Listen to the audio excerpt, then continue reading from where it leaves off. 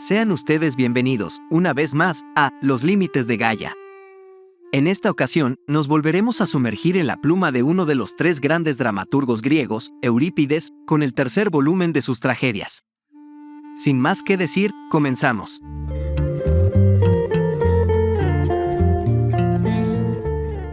Sinopsis. Fenicias es la tragedia más larga de Eurípides y una de las más complejas por su abundancia de personajes y situaciones.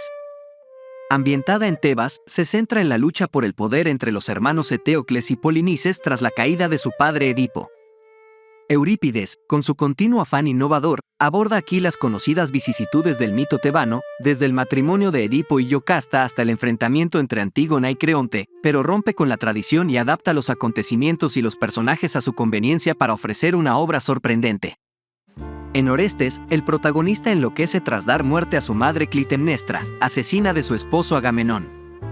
Electra tiene cuidado de él mientras ambos están a punto de ser juzgados por los ciudadanos de Argos con el cargo de matricidio. Solicitan en vano la ayuda de Menelao, hermano de Agamenón, y tratarán de obligarle mediante el rapto de su esposa Helena. Solo la intervención de Apolo logrará introducir un desenlace. Al igual que hiciera en Electra, Eurípides da a sus personajes un tratamiento realista y humano que les aleja de sus orígenes arquetípicos, lo cual debió de asombrar al público ateniense. En Ifigenia en Aulaid aparece Agamenón en el trance de tener que sacrificar a su hija Ifigenia en la población del título para propiciar el éxito de la expedición griega a Troya. Trata de salvarla mediante argucias, a las que se opone su hermano Menelao. Marcada por la violencia, esta tragedia ha sugerido a muchos espectadores una denuncia contra la locura de la guerra, en la que una joven inocente debe morir por una profecía en la que pocos creen. Bacantes trata la introducción en Grecia del culto a Dionisio, una religión muy distinta de la tradicional olímpica. Dioniso llega a Tebas y enloquece a las mujeres, que celebran sus ritos en el monte Citerón. Desgracias terribles caen sobre los que se oponen a su divinidad. Bacantes, con su acción feroz y los éxtasis de sus odas corales, es el mejor reflejo del espíritu dionisíaco en toda la literatura, y la única tragedia ática conocida que tiene a un dios como protagonista. Análisis. El argumento de Helena es el siguiente. Con relación a Helena, Heródoto dice que marchó a Egipto, y que Homero confirma este hecho, haciendo que ella, en la Odisea, ofrezca a Telémaco la droga que hace olvidar las penas, la misma que le había dado Polidamna, esposa de Toón. No es esto precisamente lo que Eurípides dice. En efecto, Homero y Heródoto cuentan que ella, errabunda con Menelao tras el saco de Ilión, llegó a Egipto, y que allí consiguió las antedichas drogas, mientras que Eurípides afirma que la auténtica Helena no fue jamás a Troya, sino un fantasma suyo, pues Hermes, después de haberla raptado por voluntad de Hera, la entregó a la custodia de Proteo, rey de Egipto. Muerto este, su hijo Teoclímeno había intentado obligarla a casarse con él, pero ella fue entonces a sentarse como suplicante junto a la tumba de Proteo. Allí se le presenta Menelao, que había perdido en el mar sus naves, pero conservaba a unos pocos de sus compañeros ocultos en una caverna. Trabando conversación, ambos maquinan un ardid para engañar a Teoclímeno y, subiendo a bordo de una nave con la excusa de ofrecer un sacrificio en honor de Menelao, muerto en el mar, llegan sanos y salvos a su patria. Helena está, entre más o menos, e interesante. Es una historia que reivindica la figura de Helena.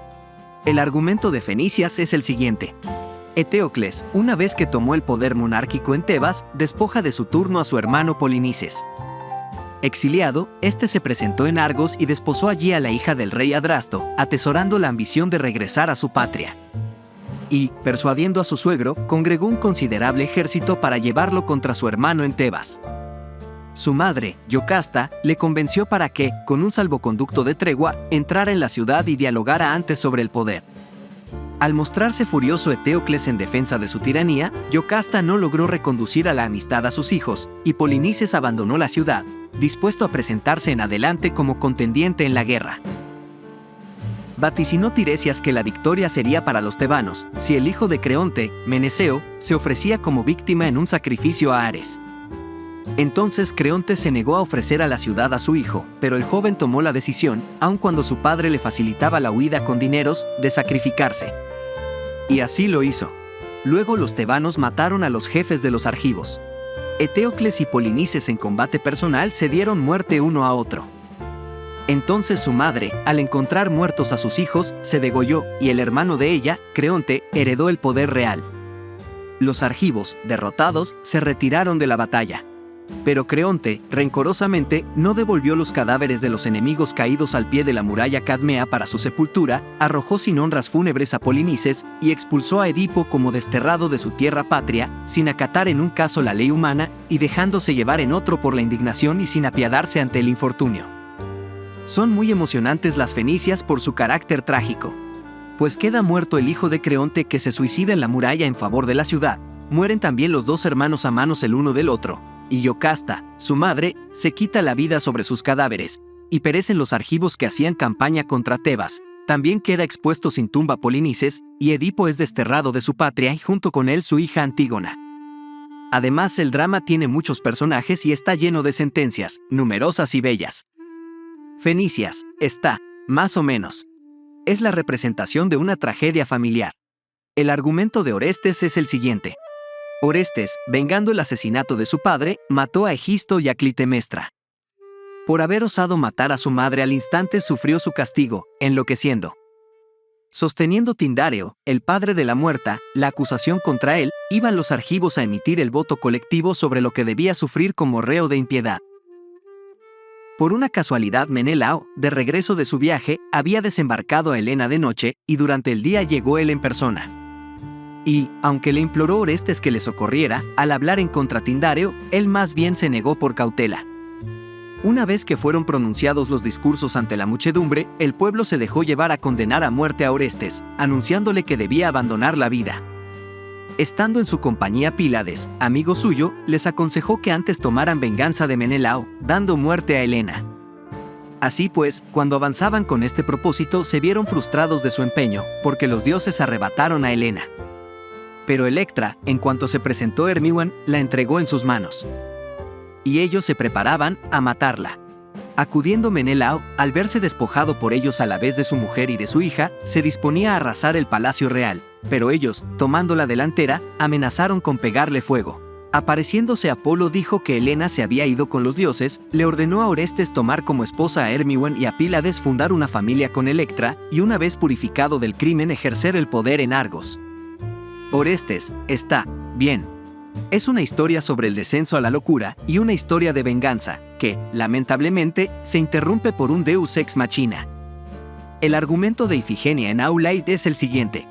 La expedición de todos los aqueos a Troya se debe al juramento de los pretendientes de Helena y al posterior rapto de esta por un príncipe troyano, Paris. Por ello se reúne un ejército en el puerto de Aulaid, con la intención de embarcar para la guerra contra Troya. Pero hay una ausencia prolongada de vientos favorables que impiden la partida de la flota. Ante esta situación, interviene el adivino Calcante, que emite un oráculo según el cual solo se producirán vientos favorables si Ifigenia, hija de Agamenón, es sacrificada en honor a Artemisa. Agamenón, elegido comandante en jefe del ejército por ser hermano de Menelao, el esposo de Helena, envía mensajeros a buscar a su hija, presionado por su hermano, con el falso argumento de que debe acudir para casarse con Aquiles. Ifigenia en Aulaid, está, bien. Es otra historia sobre la manipulación de los dioses con base en el terror. El argumento de Bacantes es el siguiente. Los parientes de Dioniso negaron que fuera un dios. Él les impuso el castigo adecuado, pues hizo enloquecer a las mujeres de los tebanos, cuyos tiazos guiaban las hijas de Cadmo conduciéndolas hacia el Citerón. Penteo, el hijo de Ágave, que había heredado el poder real, estaba irritado con tales sucesos y, apresando a algunas de las bacantes, las encadenó y envió además a capturar al mismo dios, que lo consintió así. Y lo llevaron ante Penteo, y él ordenó que lo ataran y lo encarcelaran en el interior del palacio, no solo negando que era un dios Dioniso, sino atreviéndose a hacerlo todo como contra un hombre. Él provocó un terremoto y derribó la mansión real, y conduciéndole hacia el Citerón persuadió a Penteo a hacerse espía de las mujeres, tomando vestido de mujer. Y ellas le descuartizaron, iniciando el sacrificio su madre, Ágave. Cadmo, al enterarse de lo acaecido, trató de reunir los miembros descuartizados y descubrió al final la cabeza de Penteo en las manos de la madre de este. Apareciéndose Dioniso, da consejos a todos y le aclara a cada uno lo que le va a suceder, a fin de que ni de obra, ni de palabra fuera menospreciado como hombre por ninguno de los no iniciados en su culto. Bacantes, está, bien. Es la historia de la venganza dionisíaca por no querer rendirle culto a este dios. El argumento de Reso es el siguiente. Mientras Héctor pasaba la noche delante del campamento heleno, le llegó la noticia de que los griegos encendían hogueras y se alarmó pensando que huían. Decidido a poner en pie de guerra al ejército, cambió de opinión merced a un consejo de Eneas, según el cual debían permanecer en calma y enviar un espía que pudiera informarles después de la verdad. Dolón se ofreció para llevar a cabo ese cometido. En el ínterin llega Reso, a quien Héctor asigna un puesto en el orden de batalla. Pero Odiseo y Diomedes dan muerte a Dolón y, llegados a la tienda de Héctor, vuelven sobre sus pasos al no encontrar al general. Atenea fue quien los detuvo, apareciéndoseles, y les prohibió buscar a Héctor y les mandó matar, a cambio, a Reso, más peligroso, si vivía, que aquel para los griegos. Sobreviene entonces Alejandro, y quiere prevenirles de la presencia de enemigos, pero, engañado por Atenea, que se le muestra bajo la apariencia de Afrodita, se vuelve sin haber logrado su propósito. Diomedes y Odiseo dan muerte a Reso y huyen. La noticia del doble crimen se extiende por todo el ejército. Al aparecer Héctor, que quiere obtener personalmente información de lo ocurrido, el malherido conductor del carro de Reso le echa la culpa de la muerte de su amo. Mientras Héctor se defiende de esta acusación, aparece la musa, madre de Reso, quien se lleva el cadáver de su hijo para celebrar sus exequias. Compadece a Estrimón, que compartió su lecho, por la desgracia de su hijo, y se lamenta de que Reso fuese engendrado por él. Dice, además, que los helenos llorarán en breve a Aquiles, y se consuela de su propio dolor pensando que una misma muerte aguarda a ambos héroes. Algunos pensaron que este drama es espurio, que no lo escribió Eurípides, pues el estilo corresponde más bien a Sófocles. Sin embargo, en los catálogos dramáticos está inscrito como auténtico, y el afán de observación demostrado en lo que atañe a los fenómenos celestes se reconoce como euripideo. 2 prólogos se nos han transmitido. Dice Arco, exponiendo el argumento de Reso, escribe textualmente así: ahora el claro resplandor lunar la que llevada sobre un carro, y lo demás. En algunas de las copias se ha transmitido otro prólogo, muy prosaico e impropio de Eurípides. Probablemente lo hayan arreglado a su gusto algunos actores. Dice así: oh tú, valiente hija de Zeus omnipotente, Palas, aquí nos tienes. No debíamos vacilar a la hora de acudir en ayuda de los ejércitos aqueos, pues ahora no les sonríe el triunfo en medio del ardor del combate, y la lanza de Héctor los ahuyenta con ímpetu incontenible. Ninguna desgracia es para mí tan dolorosa, desde que Alejandro resolvió en juicio que la diosa Cipris aventajaba en belleza a mi hermosura y también a la tuya, Atenea, mi diosa favorita, como no ver destruida por completo la ciudad de Príamo, aniquilada por la fuerza y desde la raíz. Reso, está, más o menos. Es una historia sobre el honor, interrumpida por una diosa y rematada por el manipulador de Odiseo. Una pérdida para los troyanos durante la guerra de Ilión. Gracias por ver el video. Déjanos tu like y comenta, si la has leído, qué te pareció la lectura, o, por el contrario, si se te antoja leerla. Recuerda suscribirte al canal y activar la campanita de las notificaciones para que no te pierdas ninguno de nuestros videos. Hasta un próximo viaje literario.